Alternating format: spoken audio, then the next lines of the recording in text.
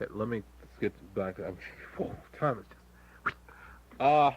Vocational training for children. As you can see, education is very important to me.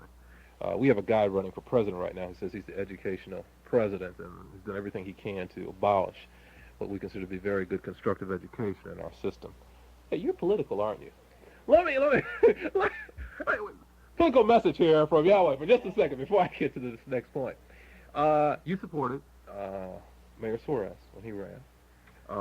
You've supported City Commissioner Diure. You speak out about your politics. That doesn't cause you a conflict of interest in your spiritual obligations and your spiritual work to get involved in the politics of the land? First, I have never personally endorsed any man on this earth. I can only endorse Yahweh. He is the only man I have ever endorsed and will ever endorse. Now, my disciples and my followers are registered voters, and they do vote as a block. And my disciples and followers are responsible for Mayor Suarez, who is a wonderful man. I support morality in office. I support morality in men. So any man that is moral or aspires to be moral or who will take a moral stand, I support that man, whether in politics or not, whether in education, whether socially, economically, in all spheres of life. Now, my disciples have demonstrated that politics can be clean and can be good, can be polite, can be economically beneficial, socially beneficial, educationally beneficial, morally beneficial. In every sense of life, it is beneficial. And therefore, my disciples are highly educated into voting and all that voting stands for. So as a result, another scripture is fulfilled, that Yahweh rules in the affairs of man. And the way Yahweh rules in the affairs of man is by his disciples keeping his laws in their lives. And that brings on good for the community at large. Got to ask you this, and it gets to ranking, I guess, what one would look for in a candidate. In your writings, your work, speaking, you mention a lot, and you put a lot of emphasis on morality.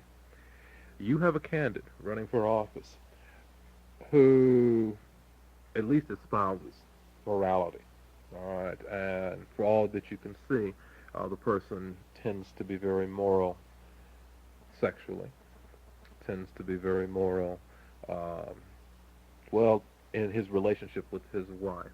That gets back to sexuality and fidelity. But where people are concerned, where civil rights are concerned, where respect for the rights of other men are concerned, he is not as moral. You have somebody running for office who may have a problem with fidelity, but he respects the right of men, he respects civil rights, he respects the fundamental belief that all men are created equal. Which one, when your disciples come to you for counsel, do you speak out for or against? I would not speak for or against either. I would teach, and I do teach, my disciples how to distinguish morality from immorality, good from bad, right from wrong. And I teach them to make their choices based on those distinctions.